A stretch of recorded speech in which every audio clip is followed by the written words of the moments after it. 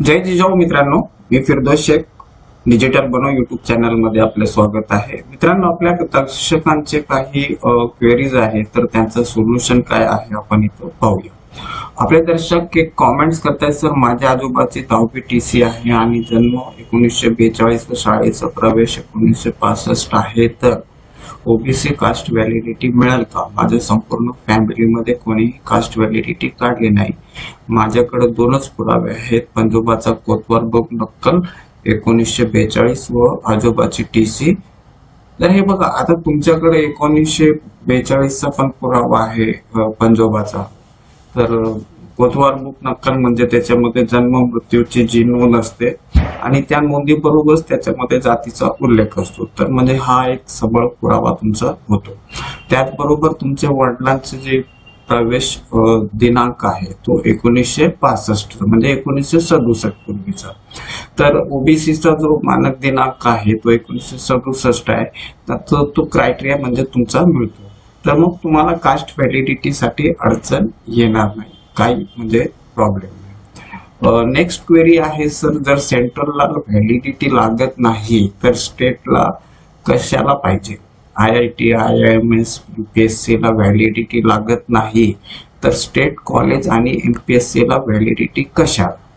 हे बघा, पहिली गोष्ट जो सेंट्रल कास्ट व्हॅलिडिटी, तर सेंट्रल म्हणजे आता सगळ्या पूर्ण देशामध्ये सगळ्या राज्यांसाठी कास्ट व्हॅलिडिटी असते असं नाहीये।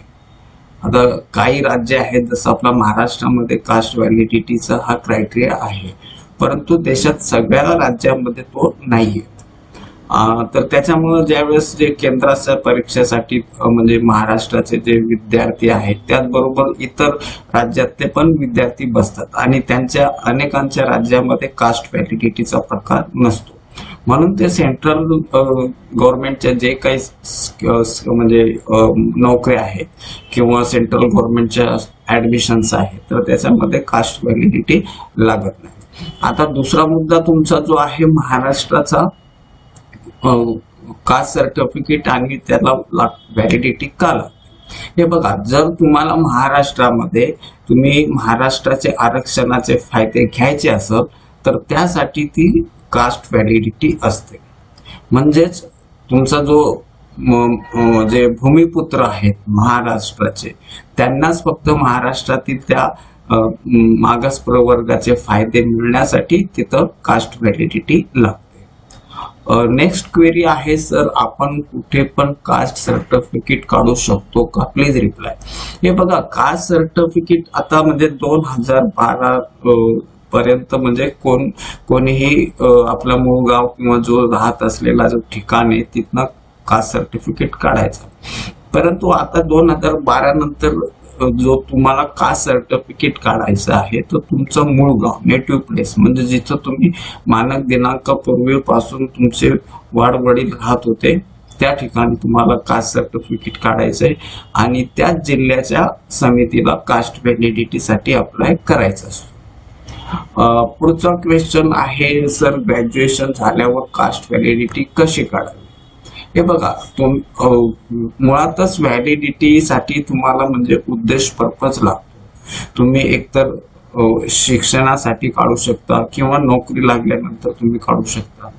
तर समजा तुमचं शिक्षण कंप्लीट झालं असेल आणि नोकरीसाठी अप्लाय करणार असाल तर त्यावेळेस तुम्ही करू शकता, किंवा तुम्ही इलेक्शनसाठी ग्रामपंचायतीचे असो किंवा आमदार खासदारांच्या इलेक्शन असो त्याच्यामध्ये जर निवडणुकीला उभे राहायचं असेल तर त्यावेळेस पण तुम्ही व्हॅलिडिटी काढू शकता। किंवा तुम्हाला जे पेट्रोल पंप जे मागास प्रवर्गांना दिले जातात त्या स्कीमसाठी पण तुम्ही अप्लाय करू शकता। त्याचबरोबर म्हाडा, हुडको, सिडको हे जे म्हणजे संस्था आहेत ज्याच्यामध्ये मागास प्रवर्गांच्या साठी साधनिका त्या आरक्षित असतात, तर ते जर तुम्हाला मिळवायचं असेल तर त्यावेळेस पण तुम्ही कास्ट व्हॅलिडिटीसाठी अप्लाय करू शकता। म्हणजेच मागास प्रवर्गाचे जर तुम्हाला कुठं बेनिफिट घ्यायचे असेल तर त्यासाठी तुम्हाला तिथं कास्ट व्हॅलिडिटीसाठी अप्लाय करू शकता। म्हणजे निमित्त पाहिजे, आणि निमित्त असल्यानंतर त्या संबंधित डिपार्टमेंटचा तुम्हाला फॉर्म 15A म्हणतो आपण, शिफारस पत्र, कव्हरिंग लेटर, ते तुम्हाला तिथं जोडावे लागते। पुढची क्वेरी आहे, जात पडताळणी ज्यावेळी शाळेची टीसी जोडली त्या शाळेला नोटीस मूळ रेकॉर्ड पाहण्यासाठी काढली तर ती शाळा आता अस्तित्वात नाही, बंद झाले कॉलेज, मग आता पुढे काय होईल? पण सर्व्हिस बुक ओरिजिनल आहे व तहसीलदार कार्यालयाचे ओरिजिनल जात प्रमाणपत्र आहे, यावर होईल का? हे बघा, आता तुमच्या जो सर्व्हिस बुक आहे त्याच्यावरती जो आहे तर त्याच्यावरनं पण म्हणजे कास्ट व्हॅलिडिटी होऊ शकते. आणि जातीचा प्रमाणपत्र तुमच्याकडे आहे. जातीचा प्रमाणपत्र हा म्हणजे एवढा म्हणजे ठोस पुरावा नसतो, कारण तो जात पडताळणी समितीमध्ये त्या पुराव्याला प्रोव्हिजनलच समजलं जाते. आता तुमचा जो सर्व्हिस बुक आहे तर तो तुमचा म्हणजे त्याच्यामध्ये एक्सेप्ट म्हणजे होतो.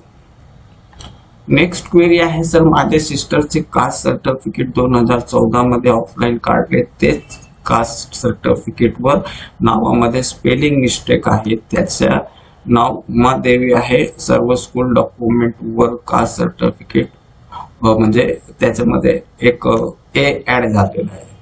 तर हे बघा, आता तुमचं समजा जर तुम्ही हे कास्ट सर्टिफिकेट वापरलं असेल आणि व्हॅलिडिटी केलेली नसेल तर बेटर वे तुम्ही हा जुना पण म्हणजे कास्ट सर्टिफिकेट असू द्या आणि एक नव्याने कास्ट सर्टिफिकेट काढा.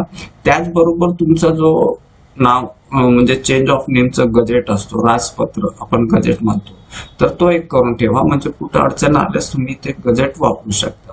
आणि जर तुमची कास्ट व्हॅलिडिटी झाली नसेल तर नव्याने प्रॉपर नावाने करेक्ट नावाने कास्ट सर्टिफिकेट काढून आणि मग कास्ट व्हॅलिडिटी साठी अप्लाय करू शकता. आणि जर तुमचं म्हणजे सध्याच्या पुरती तुम्ही गजेट जो आहे तो करू शकता.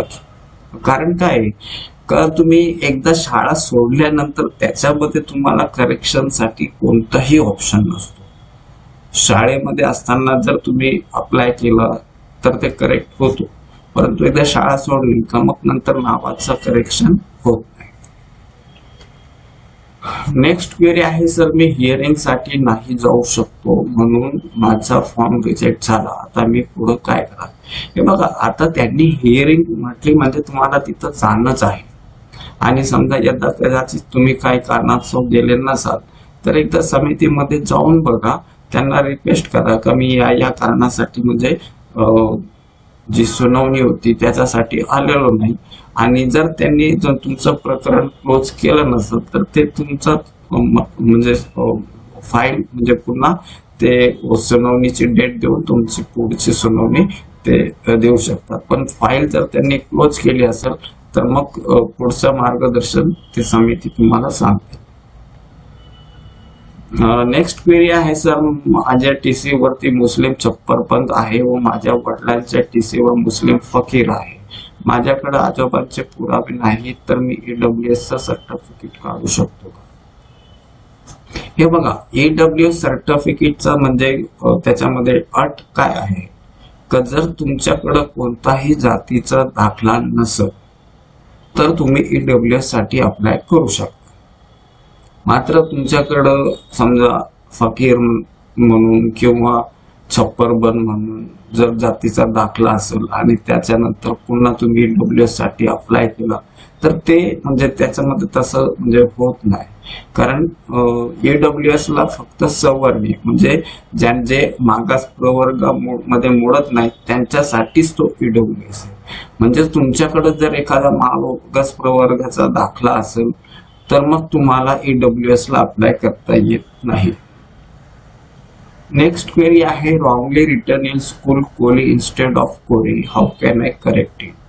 हे बघा, तुम्ही शाळेमध्ये म्हणजे ज्यावेळेस शिकत असाल त्याच वेळेस म्हणजे हे होऊ शकतो.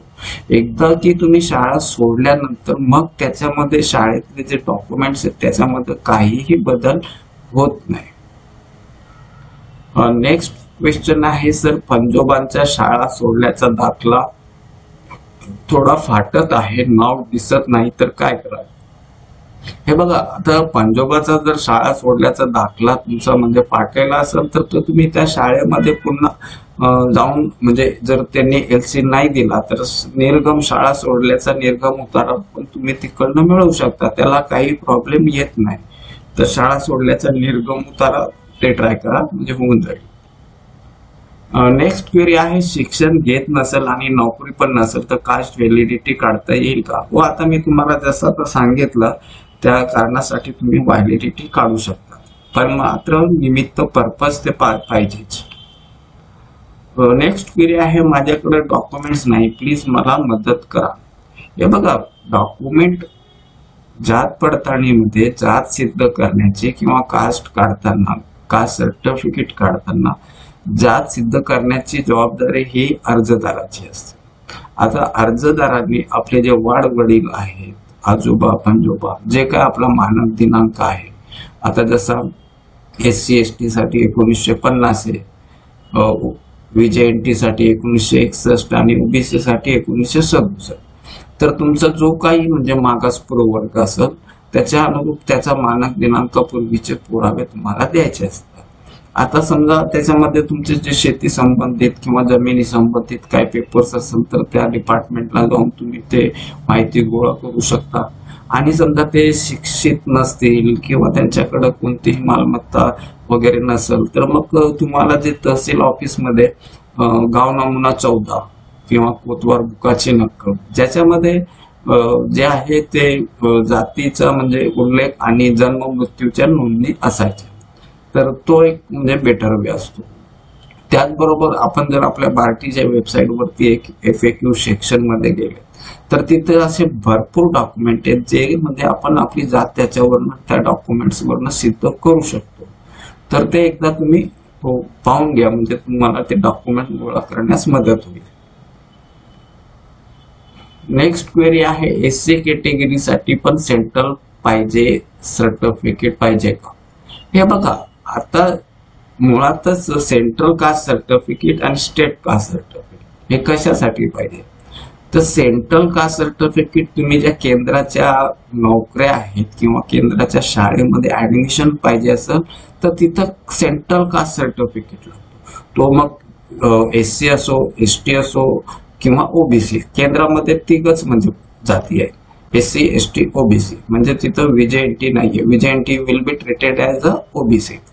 आणि स्टेटमध्ये जर तुम्हाला महाराष्ट्राचे जर बेनिफिट घ्यायचे असेल तर मग महाराष्ट्राचे नोकऱ्यांमध्ये किंवा महाराष्ट्राचे कॉलेजमध्ये जर तुम्ही मागास प्रवर्गाचे तुम्हाला जर बेनिफिट घ्यायचे असेल तर तिथं मात्र तुम्हाला महाराष्ट्राचा कास्ट सर्टिफिकेट लागतो. मित्रांनो, आजच्यासाठी आपण इथंच थांबूया. धन्यवाद. जय हिंद.